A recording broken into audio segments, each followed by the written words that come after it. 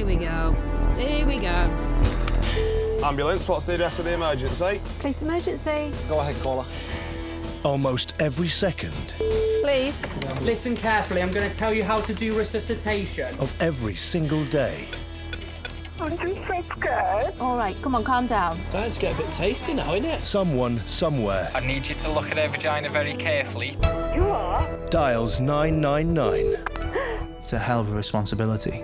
He's got a knife in his back. You wouldn't be human, and you definitely wouldn't do this job if you weren't affected by cause. Just tell them in the background to calm down for me. The ambulance said shut up. But what makes an emergency? I can't call a taxi for you, no. The definition keeps broadening. It's a bit embarrassing. I've just been having sex and something's just snapped. As Britain keeps changing. Car's on fire again.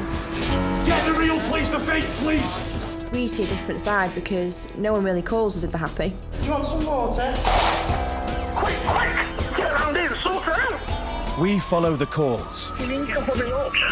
He's going to kill me. as they are passed to police and paramedics Coming on an emergency response, he'll be there very shortly. right across Cheshire. Just want to make sure you're all right. There's nothing wrong. A county with a growing divide between the haves You play football for Wrexham? and the have-nots is plain to see. Taking the word of a rich man over the word of a poor man. This is life through the eyes of those we rely on to protect us from each other I do hope you can catch them. and from ourselves. Pull your pants up and stop acting like a child. Sit down. It's almost become some kind of Mad Max kind of society where it's a dog-eat-dog world. Not a very good boyfriend if you slammed your head against a brick wall, is he? I wish I could take it all back, but I can't. I wouldn't turn my back on someone when they want help. You know I'm here to help, don't you?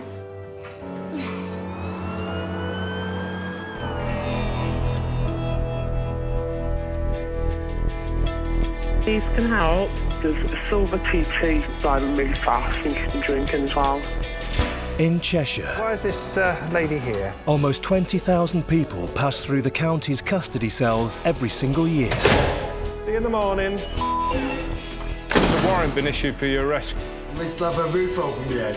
And most of them aren't too thrilled to be there. Just wasting my time. So I'm going to walk out legally because you can't arrest me for something that I haven't done. That's your opinion, but you're wrong. For the 170 staff who work here, am my back's behind. Yeah, and you're also under arrest. doing their job involves a daily battle.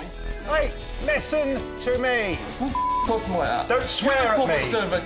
And for the officers tasked with getting to the truth, You've grabbed the knife and you put it into his leg. What was going through your mind? it can mean coming face to face with the very worst of humanity. Quite a lot of images in there. Girls who appear to be aged between 6 and 8 years old.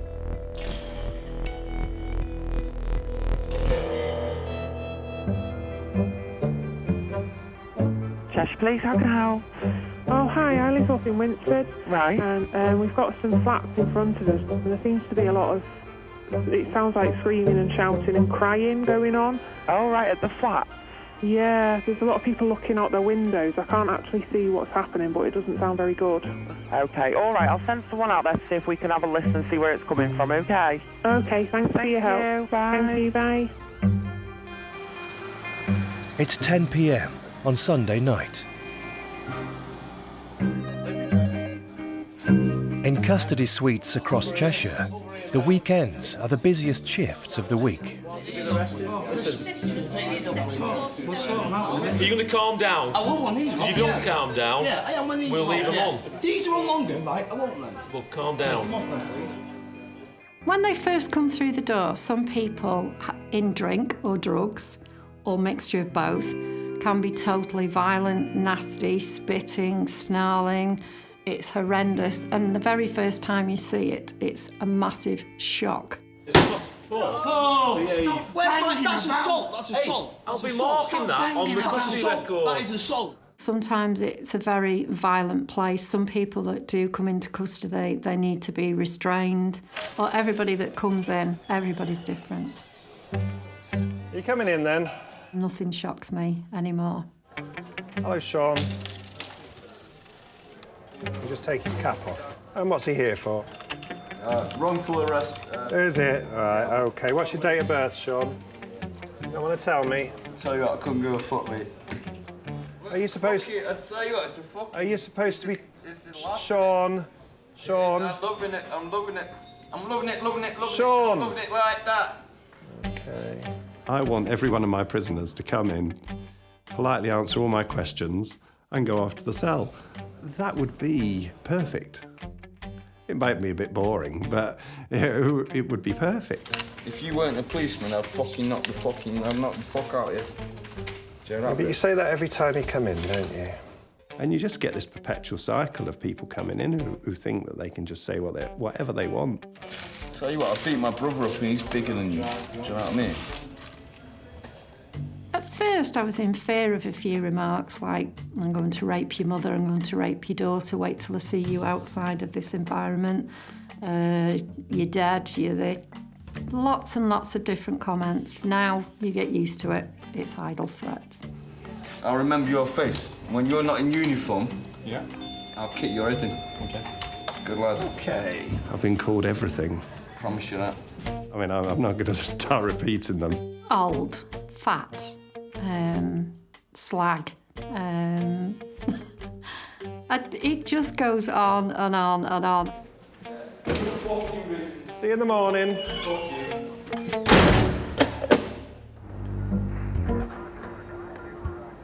On a typical shift, the custody suite staff will have to deal with more than 25 prisoners. Come on. I'm asking you what the movie. And on weekends, well over half of them will have been drinking. What's your first name? Hey, listen to me. What's your name? What's your first name? My name is Kevin. Can I ask you a question? Kevin, what's your date of... No, you can't, because I'm asking the questions at the moment. I'll ask the fucking question. No, you won't. You're the public servant. You listen to me. No, I'm not your public servant. Listen, You've been arrested. You're my public servant. What's your date of birth? You're my public servant, just the same as these two retards. Right, well... that's the truth. You've got to remember that. Kevin Beasley. I don't have to remember anything. Tell the sergeant your date of birth. Answer my question. You're the public servant. Answer We're my not question. your public servant. You're under arrest. I'm asking you. Am I being detained? I don't know yet. If not, please release these. I don't know yet, because you haven't shut up yet, have you? No, don't fucking talk to me like that. Don't swear at me. You're the public servant. You're the one that swear at me. Please. Oh, come on. You can't even be doing this. Sometimes the frustration shows, and yeah, I do get upset. I do get wound up.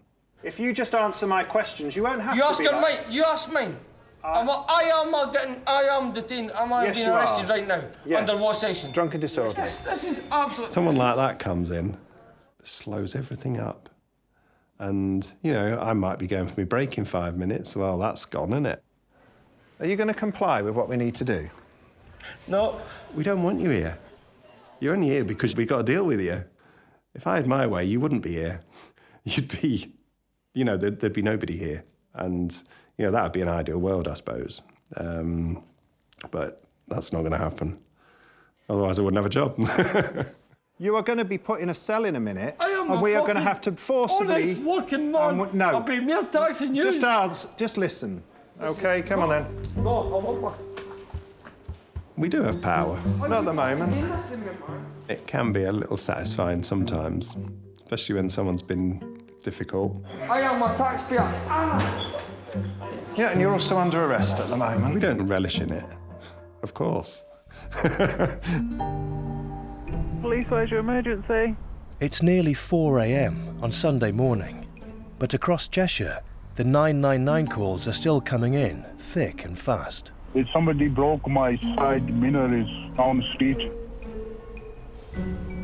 Someone broke your mirror. Are they there now? Yeah. It's a Revolution Bar in South Drive. You're outside Revolution Bar? Yeah. And the person that broke the mirrors there as well? Yeah. 1 second, there's a police car there. I'm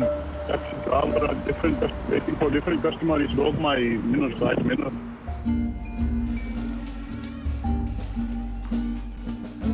The 30-year-old man has been arrested after being accused of the unprovoked attack on the taxi driver's wing mirror. Don't touch me, please. Thank you. Don't touch me, please. Just calm down, then. I'm not going to calm down for nothing. You're lucky I'm this calm. Are you the main sergeant at this precinct? I'm in charge here. Are you the main sergeant? It's not a precinct, I'm in charge. Are you the main sergeant? I just told you 3 times I'm in charge, OK? We get all sorts of horrible people coming in, but you just got to deal with them professionally and calm people down. It makes life easy. Purely for statistics, how do you see your own ethnicity? No, I've got a clue. You tell me. No, it's how you see it. It's just... You tell me how you see it. OK, that's fine. But I can't say how you see yourself. You tell me how you see my ethnicity. The idea is the custody officer is a neutral observer, and he'll make a decision as to whether you're going to be detained or not. I'm assessing them from the second they arrive. I want to know what I've been arrested for. You were arrested because someone says you damaged the car. I told you to ask. Someone said I damaged the car. What proof have you got that I damaged a car? The car's been damaged, someone said you did it. Someone said that I did it, so I need some proof, otherwise I'm going to walk out. That's my legal right. Right, well, prove to me that I've damaged a car.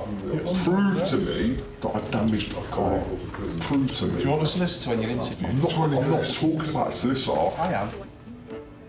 I'm not going to get angry. I'm not going to lower myself to your level. I'm better than you. You're drunk. You're violent. You carry on. You're here because of your behaviour. Have you got any proof? What proof have you got that I've damaged another car? Tell me. I've explained it 3 or 4 times. How? You're wasting my time, so I can walk out legally because you can't arrest me for something that I haven't done. OK. That's your opinion, but you're wrong. Everyone hasn't done anything wrong. I shouldn't be here. I know my rights. Everyone knows their rights. And the hilarious thing is they often don't know the rights. But you can't, because I've not committed a crime. I've not done anything wrong. So now you've got 6 people escort me to a cell for saying I've done. They get aggressive because they're not in control, and you'll find that people try to take control off me, but I'm in charge. What is it that upsets people so much about coming into custody? People now are more likely to question authority in general. And that's the crux of the problem you've got. I don't think I should be here, and I'm quite happy to question you and your authority. Do you want some water? Oh, I love some water, sweetheart. Thank you very much. OK.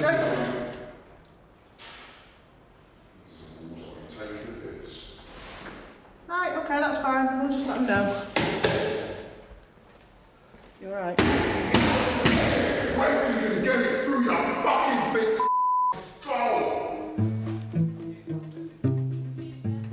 Recently had a man who pooped in a cell and smeared it all around the walls.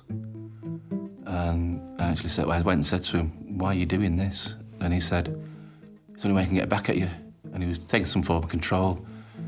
And I said to him, you're sat in a room full of poo. And that's going to hurt me in what way?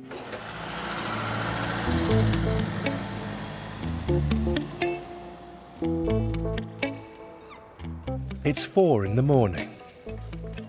Lewis, need to go through a few things with you. Where are you living at the moment? 20-year-old Lewis Johnson has been arrested in Nantwich town centre. You ever been arrested before, Lewis? Never. Roughly a third of those arriving in Cheshire's custody suites are here for the very first time. This means I'm grounded for about 4 weeks. Grounded now? Grounded? Oh, yeah. Wow. At my age, yeah, definitely means grounded. So, I understand you've been a naughty boy. What's going on? First time ever, yeah. Yeah, Sarge, we've been informed by a CCTV operator there's been a fight in Nantwich town centre. The CCTV operator has identified Lewis, so they've been arrested for a Section 4 public order act. You understand why you're here, Lewis? Definitely, yeah. I deserve to be punishment. It's your first offence, we'll be nice to you, OK.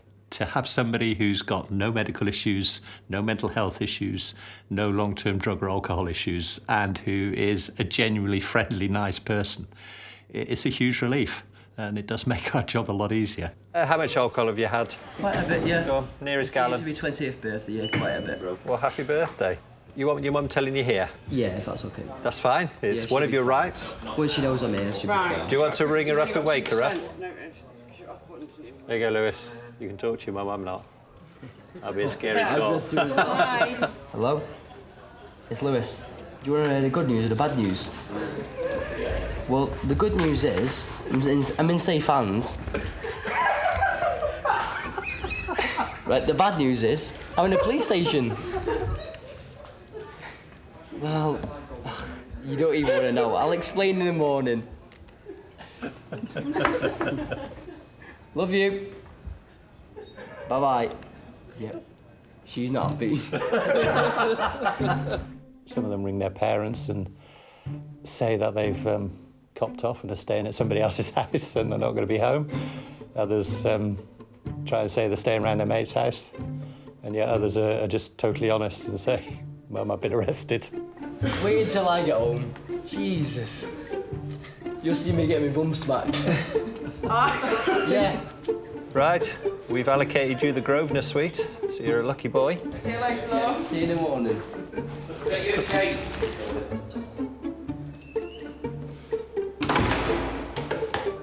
Well, it's better than them coming in screaming and fighting. That's very true. Next day, a now sober Lewis is ready to be interviewed about the events of the night before. We need to understand their reasons, their motives, their intent behind what they did and why they did it. It's their opportunity to put across their side of the story. Okay, this interview is being digitally recorded. I am PC5909. Caroline Stevens, currently based at Middlewich Custody Suite. Could you just state your full name and date of birth for me, please? Yeah, Lewis Dowell Johnson, the 15th of the 11th, 1995. Thank you. Okay, so you don't have to say anything, but it may harm your defence if you do not mention one question, something which later rely in court. Anything you do say may be given in evidence. You either go no comment, which is the common thing, or you lie, or you tell the truth. Those are your three options. To be honest, you're better off telling the truth, aren't you? That's my view. Is that what you would do? Couldn't possibly comment. So, you were arrested on High Street in Nantwich at 03:10 hours. Is that correct? Yeah, that's correct. Okay, so tell me what happened this morning. I can just remember my cousin rolling down on the floor. I thought some guy was over, so I ran over and, like, I don't know, kicked him or something, but it was absolutely ridiculous. Okay. So who did you kick? The lad, when they were rolling around, just trying to kick them in. I think So like the male dragging on the him. floor? Yeah. And was he on the floor when you kicked him? Yeah, I think he could have been, but he's a bit out of character, so I don't know if he was. He could have been stood up. And what was your intention when you kicked him? Just try and get him off. Sure, I dragged him, trying to like spit it up. So would you say that it's reasonable now that the action of you kicking him would have caused an injury to this male? It could have done, yeah. How much force would you say you used when you kicked him? Being drunk, probably not too much, because it wouldn't surprise me if I missed him, to be fair, but I'd like to think not much. Okay. So did you punch anyone at all? Not that I can remember. I would like to think I didn't, but I'm not too sure. I've got some CCTV to show you. Yeah. I'm just going to play it through and I'll pause it a couple of times and I just want to ask you a few more questions about it, okay?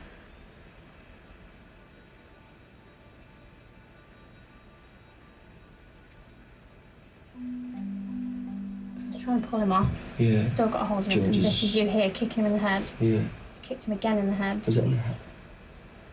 He's kicking him and you kicked him another one. You're trying to walk away, punching him, and you're sort of following.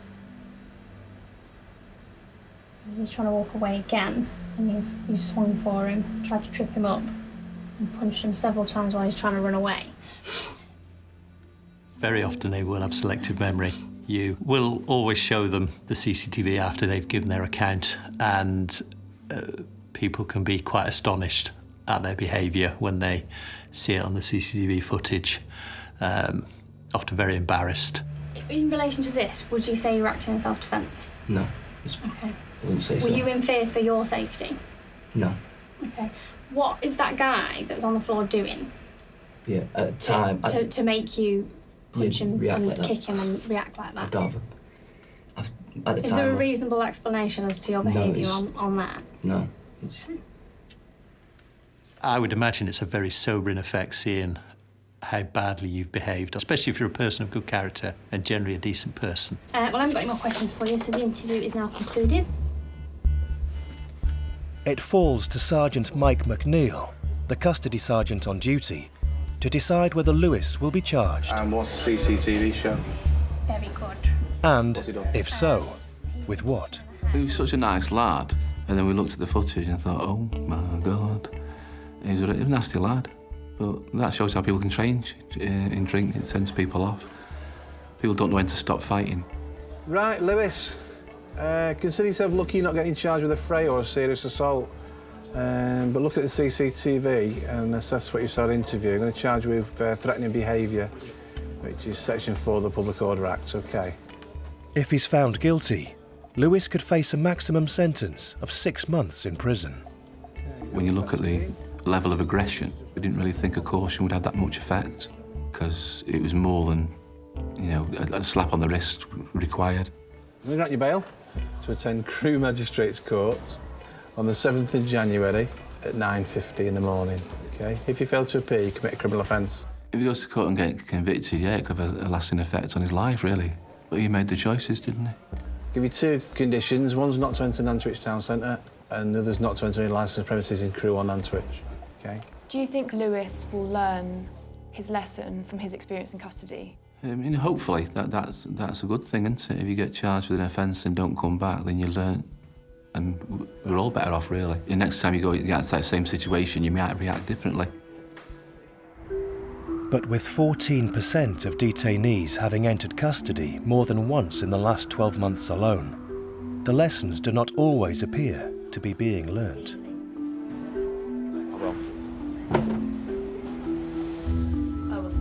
46-year-old Michael Kay, recently charged with being drunk and disorderly, has now been arrested for failing to attend court. There's a warrant been issued for your arrest because you failed to appear at Crewe Magistrates yesterday. That's why you're here. Are you working at the moment, Michael? No. I'm an ex-squaddie and I'm sick of sleeping on the streets. Well, you'll be in one of our cells tonight. Marvellous. At least I'll have a roof over my head. The custody, it's dry and it's warm, and they get something to eat, and they stay with us overnight or sometimes, over the weekend, and life's a little bit better. Michael, I'm going to authorise your detention here at the police station so we can put you before the court in the morning. So I might have a roof over my head? Possibly. Well, thank God for that. Obviously, your freedom's gone. If you want to go for a little walk, you can't. It's, your liberty's taken away from you. But other than that, it's a lot easier than being out on the streets. And you said you had no fixed abode? Yeah, sadly. All right. I was a proud man. I had my family and I had my own business. I used to dress well, I'd have all the best gear on. I had most things, And from that to being on the streets, I just felt like I'd slipped a really long way. Any drug or alcohol dependencies? I do need a beer. If I haven't got a beer, It was just basically rock bottom. Somebody said, oh, go. They were nicking wine. He said, go in there, it's easy. I've just had 2, so I thought, oh, try it. Got away with it once. And then the next week I thought, oh, yeah, I'll do that again. So then I went a couple of times a week, and then you start thinking you're invincible and nobody can see you. All in the back of my mind, I was thinking, if I get caught, what's the worst? I'm going to have a roof over my head. Do you have any issues when you withdraw? Is that why you've been passing out, is it? I needed to get into a rehab, which is not as easy as you think. There's a great big waiting list. So jail was the only option. Did you want to speak to a solicitor? No, not tonight. I just want to get my head down. I don't know much about the health service, but perhaps they're letting these individuals down by not being able to offer the treatment programmes that would be suitable. There's not very much that we can do to fix the problem. I suppose in that instance, the system's working for them, isn't it? But, if getting locked up is the solution, and that's got to be wrong. If being in custody is a good thing, then that's not a good thing, is it?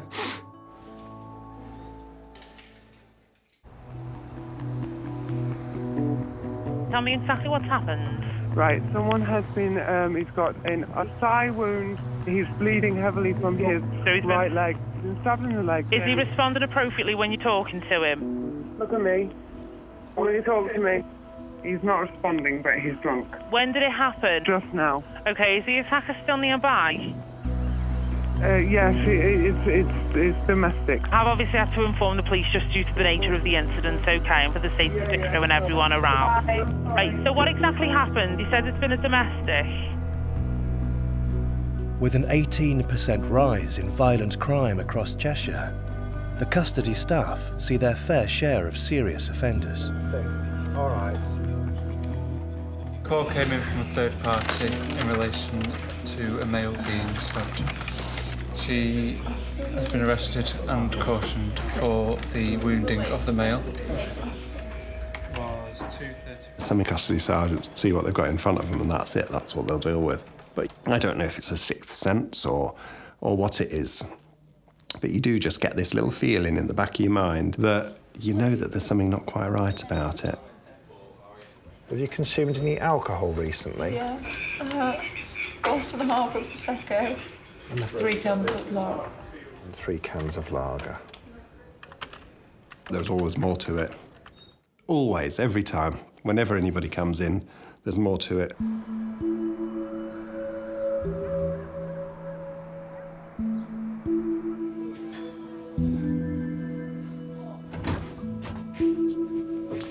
Take a seat there.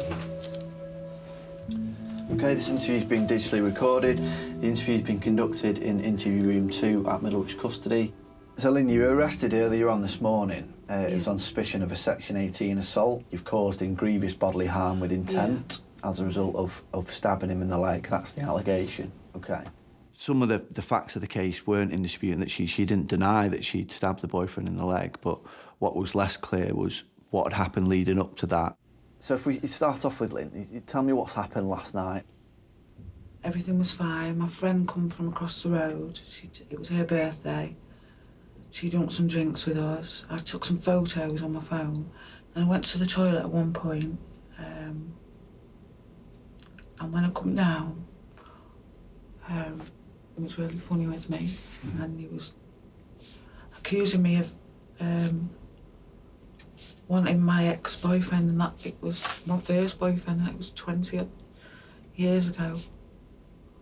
And I asked him to go. I said, go, please, go. He wasn't going, and then he stood up to me and he pushed me. And I started to cry because I was frightened. And I said to him, you're frightening me. Don't frighten me. And then he kept coming to me.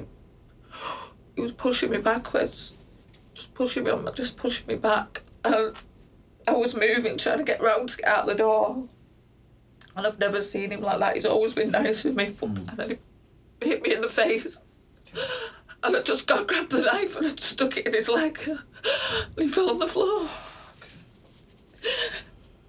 Oh.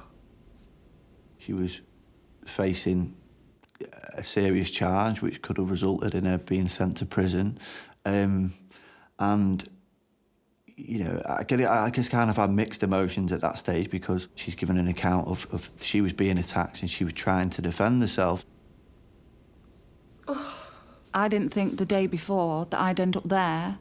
I was due to have a lovely day that day with my children and my children's friends. We'd got gymnastics, we'd got football, and there I was being interviewed in a custody suite for stabbing somebody.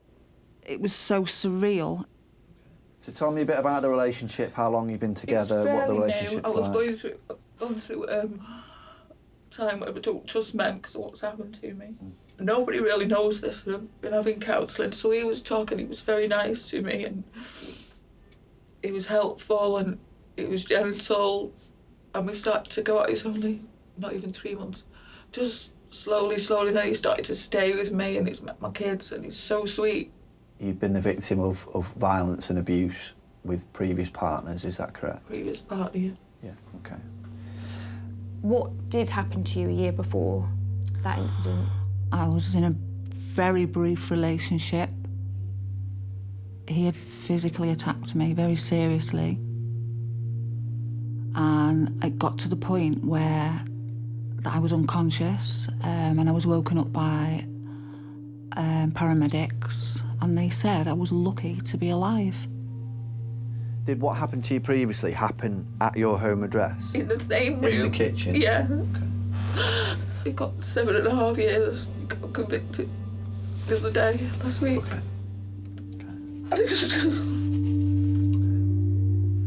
Take a minute. If you need a bit of time. No, I'm fine. How many times do you think he's pushed you? I can't be sure. I wasn't counting. I was scared. I was really scared. I was trying to get out the door and he punched me in the lip. And that's the knife. I just stuck it in his leg. I didn't mean to hurt him. I just wanted to get out. I didn't want him to hurt me. Lynn's partner, who she'd stabbed in the leg, had somewhat of a history of committing domestic violence against previous partners, and that's something that I was aware of. That forms an important part of the case because essentially it's corroborating Lynn's account of having been attacked and her having to defend herself. So whereabouts was the knife? On the worktop. Okay. What was going through your mind at that point when you've grabbed the knife and you put it into his leg? I didn't think. I just panicked and I wanted to get out. Didn't think. Did you intend to hurt him? No, never hurt him. Everyone has that capability of acting in the manner that I suppose Lynn did. You know, you can kind of maybe put yourself in her shoes and that maybe you would have done the same thing in that situation. OK, Lynn, we'll bring the interview to a conclusion then. What's going to happen now is I'm going to have to go and speak to the custody sergeant. You have to just sit back in your cell while I do that and we're going to decide what's happening. It's likely that we'll have to go and speak to the Crown Prosecution Service to decide on whether any charges will be brought. It's hard not to become invested in cases because you've spent time with the victim, you've interviewed the offender, whereas the CPS are looking at it in more of a cold, calculating way. Oh, do you think he'll go to prison? I hope that doesn't happen. You know, with something like this, given the severity of it, there's a possibility. The fear then set in because it was a knife. Am I going to go to prison? What's going to happen? My children, what's going to happen with them? Unfortunately, the Crown Prosecution Service have decided that there's enough evidence to charge you with this offence. OK. So this officer is going to read that out to you now. On the 14th of November at Knutsford, unlawfully and maliciously wounded with intent to do him grievous bodily harm. It's contrary to Section 18 of the Offences Against the Person Act 1861. You feeling faint or...? OK, sit down.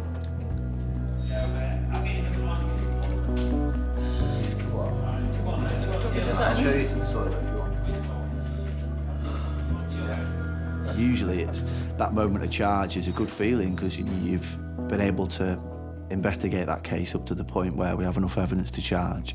But with Lynn, it was one where you didn't feel great about it.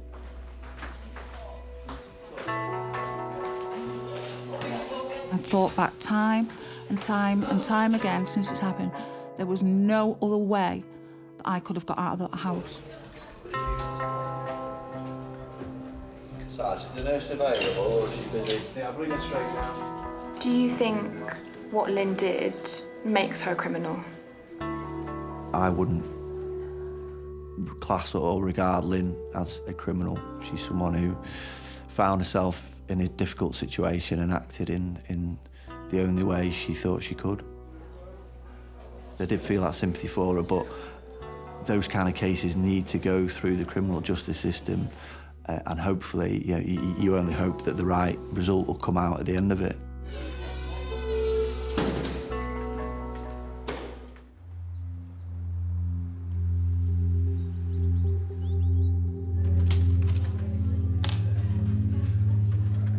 You got any disabilities? You got any drug or alcohol dependencies? Do you need any help reading or writing? It's 8 a.m. Friday morning in Middlewich Custody Suite. The reason you've been arrested is this allegation that you've incited sexual activity with a child. The reason you're here so I can interview you about it. The staff who work here must get used to dealing with people accused of the very worst crimes it is possible to commit. It is very shocking. People do some very, very shocking things. Hats off to police officers who interview people for these serious crimes. You know how it all works, Wayne? Been interviewed before? Yeah? And this interview's been conducted in an interview room at the East Cheshire Custody Facility at Middlewich. OK, what do we refer to you by? Wayne, OK? Yeah. OK. You were arrested by myself this morning at your home address for an offence of inciting a girl under the age of 13, correct? No idea what you're on about, In terms of the offence, OK, it's based around the internet usage, chat rooms, that sort of thing. We deal with a lot of people in custody, and I personally feel it does you no good to get angry with them, upset with them. They're having their worst day ever. It doesn't help us. They tend to shut down if you go in all sort of angry and challenging and everything else. So yeah, I'd made a conscious decision just to talk to him. OK, we've got some printouts from your Twitter account. We've got your last tweet, which says, fucking, full stop, bored. See what it says. Yeah, need something to fuck. Yeah. OK? That's you writing that. Yeah. Remember that? Yeah. There's a picture of a torso and somebody in a posing pouch. Is that you? Yeah. OK, and then there's a picture of a erect penis. Is that yours? Don't know. Possible. OK. It's you that's posted it, Wayne. Okay. OK. Have you got any pictures of anybody else's penis on your phone? Maybe it may have. Right, OK. So whose penis is that then? No idea. Have you taken a picture of someone else's penis, Wayne? Have you been chatting that you're aware of with anybody on your phone under the age of 13? Possibly, but I'm not aware of. No, don't know. We've already established on your Twitter that there's a couple of females that you've been talking to there, and you've no idea at all how old they are. I don't know. Yet you've posted a picture No, of... that's not against the law to post pictures on Twitter. No, it's not, but if you're engaging with people that are...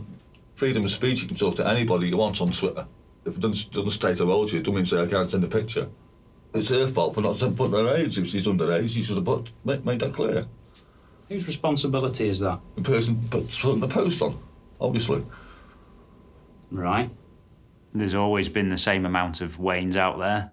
I think the internet has made it, and certainly some of the more modern messaging apps have made it easier for them. In terms of other accounts then, social media or chat accounts, what other accounts have you got? WhatsApp, friends are on there. On WhatsApp? Yeah. And how do you get on WhatsApp? Just on my phone. All right, OK. Do you download anything to that phone? YouTube mainly, stuff like that. What about images? Oh, images of my girlfriend on there, me. Right. What about other types of images? Not that I can recall, no. We've had a look at your phone, OK? And there's quite a lot of images in there that aren't of you or your girlfriend or your dog.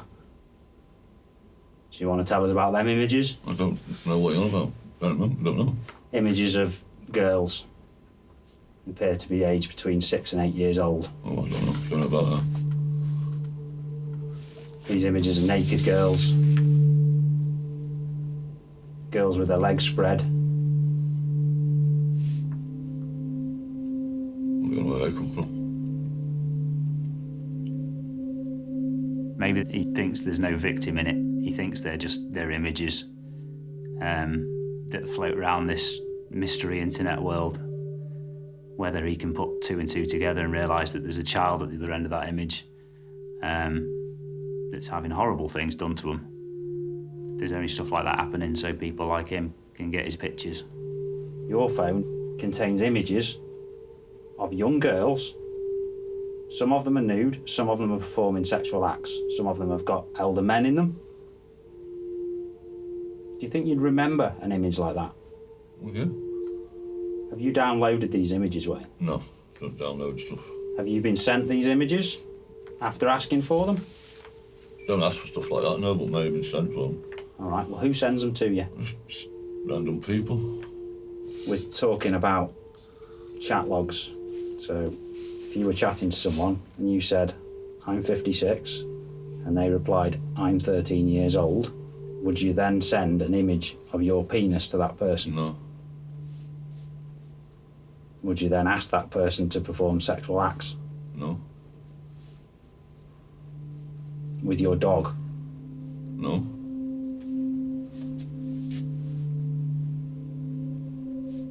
Big dog.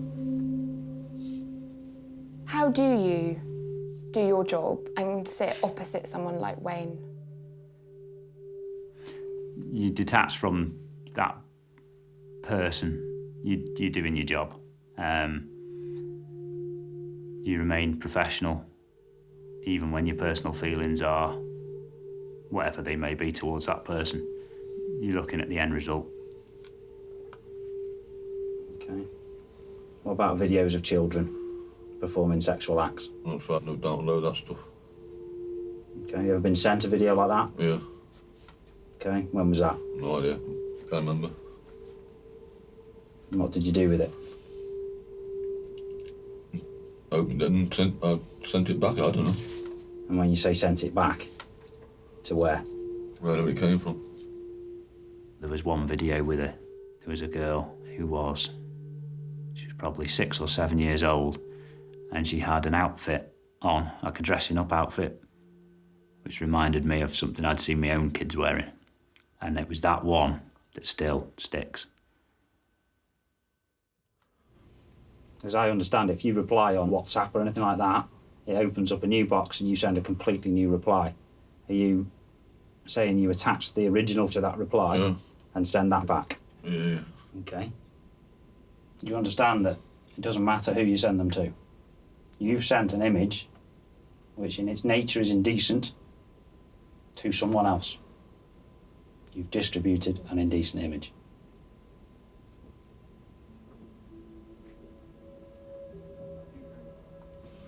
No.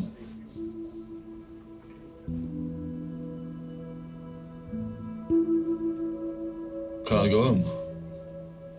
We will be looking, if we get a charge on you, to remand you into custody. Some people get put away and they've got a problem, why they've gone and committed a theft or whatever, and that problem is solved by being in prison. Or they're punished for something. I don't think that applies to the likes of Wayne. Does that scare you? It does a little bit. It scares me because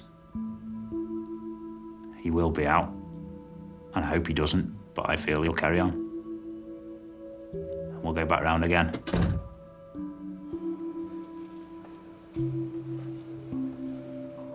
If it was up to you, what would you do with Wayne? I'm glad it's not. I'm glad it's not up to me. I've always said throughout my time in the police, I don't want to decide on what happens to people. That's not my job. How do you feel good about humanity still? I think most people generally are good. There's lots of good things happen. It's just we've ended up in a career where we deal with the bad stuff. Have you got any proof I've damaged your car? Yes or no? The man who was adamant he didn't break the wing mirror pleaded guilty to criminal damage and was ordered to compensate the driver. The good news is, I'm in safe hands. Right, the bad news is, I'm in a police station. Lewis pleaded guilty to a charge of battery and was fined £200. He's been behaving himself ever since. I'm an ex-squaddie and I'm sick of sleeping on the streets. Well, you'll be in one of our cells tonight, Michael. During his last prison sentence, Michael went through rehab and he is now drinking a lot less. I'm a lot better in myself, hitting a drink. I know I still do now, but nowhere near. By this time of day, I'd probably be smashed out of my face normally. The freedom of speech, you can talk to anybody you want on Twitter. If it doesn't state a role to you, it doesn't mean say I can't send a picture. Wayne pleaded guilty to distributing indecent images and was sent to prison for 2 years and 8 months. Oh, do you think he'll go to prison? Oh, I hope that doesn't happen, you know. In order to avoid the risk of a custodial sentence that would have separated her from her children, Lynn chose to plead guilty to inflicting grievous bodily harm. She received a 12-month suspended sentence and was ordered to undertake 100 hours of unpaid work. It's been a struggle, but as I'm here now, a totally different person than I was 2 years ago, and nothing like that can ever happen to me again. No way.